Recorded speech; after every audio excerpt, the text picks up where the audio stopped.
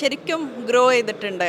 അത് സ്കെയിലപ്പ് എന്നുള്ളത് മാത്രമല്ല, ഈ നാട്ടിലത്തെ ആൾക്കാരുടെ ഒരു പ്രസൻസ്. ഇപ്പോൾ നമ്മൾ അന്നൊക്കെ ഒരു ഈവനിങ് ആകുമ്പോഴത്തേന് ആൾക്കാർ ഇങ്ങനെ പോണൊരു ടെൻഡൻസി, ഇപ്പോൾ ഇതാ ആൾക്കാർ ഇവിടെ ഇരിക്കണേ. പിന്നെ നമുക്ക് ഏറ്റവും കൂടുതലുള്ളത് കഴിഞ്ഞ വർഷം നമ്മൾ സ്റ്റാർട്ടപ്പ് അല്ലെങ്കിൽ തുടങ്ങണ കുറേ കാര്യങ്ങൾ ഇന്ന് ഫ്ലറിഷായി കാണുന്നുണ്ട്.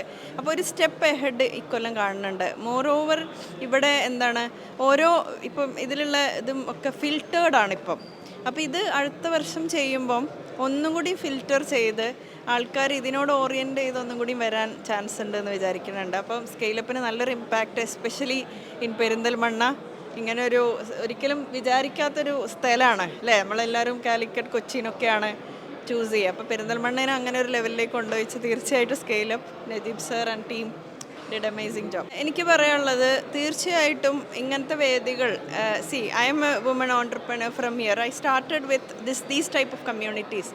കേരള സ്റ്റാർട്ടപ്പ് മിഷൻ തൊട്ട് ഒരുപാട് BNI ഇതൊക്കെ ഞാനുണ്ട്. അപ്പോൾ ഇതിലുള്ളൊരു ഗുണം എന്ന് പറഞ്ഞാൽ നമ്മളെ സേഫ് ആൻഡ് സെക്യൂർഡായിട്ട്, ഇപ്പോൾ നേരത്തെ നമ്മൾ കേട്ടു വുമൺ കൂട്ടുകാരുണ്ടായി അവരുടെ കൂടെ യാത്ര ചെയ്യുമ്പോഴാണ് സേഫ് എന്നുള്ളത്.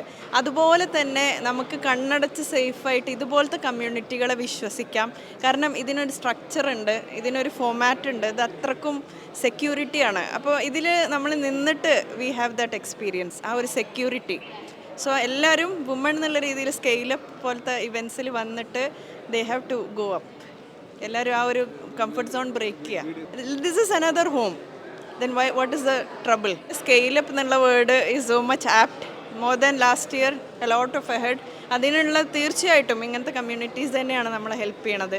അത് ഈ പറഞ്ഞ പോലെ തന്നെ പേടിയില്ലാതെ നമുക്കിവിടെ ഇറങ്ങി നിൽക്കാം, എവിടെ നിന്നാലും വി ആർ സേഫ് എന്നുള്ളത് തന്നെയാണ്.